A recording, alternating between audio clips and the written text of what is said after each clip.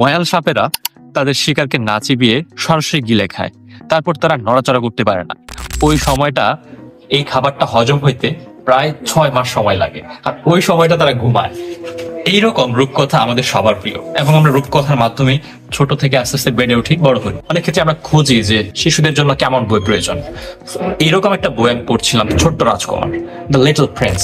আতোয়ান্দা সান্তেক্সপেরি খুব সুন্দরভাবে সাবলীল ভাষায় এই মহাবিশ্ব সম্পর্কে কিংবা তার আশেপাশের জগৎ সম্পর্কে একটা শিশুকে কিভাবে ভাবিত করতে পারে, এই জিনিসটা এই বইয়ের মধ্যে খুব সুন্দরভাবে ফুটিয়ে তুলেছেন। বাট এইখানে বইটা শুধু ছোটরা পড়বে খুব ভালো লাগবে এরকম না, এটা যে কেউ পড়তে পারে। জিনিসটা আসলে খুব সহজ, মানে ছোট বড় মিক্স করে কিছু বই থাকে না, ওরকম কিছু একটা।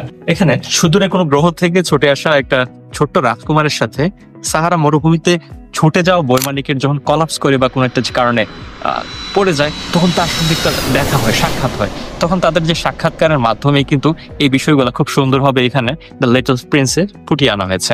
এখানে আরো কিছু দারুণ বিষয় আছে, যে এর ভিতরে দারুণ সব ছবির মাধ্যমে বা ইলাস্ট্রেটেড ছোট ছোট ছবির মাধ্যমে জিনিসটা ফুটিয়ে তুলেছে, যার কারণে শিশুদেরকে আরো বেশি আকৃষ্ট করবে।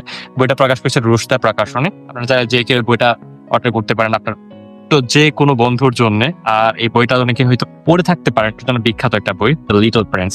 আর এটা সম্পর্কে আপনার কি মতামত সেটাও কমেন্ট লিখতে পারেন।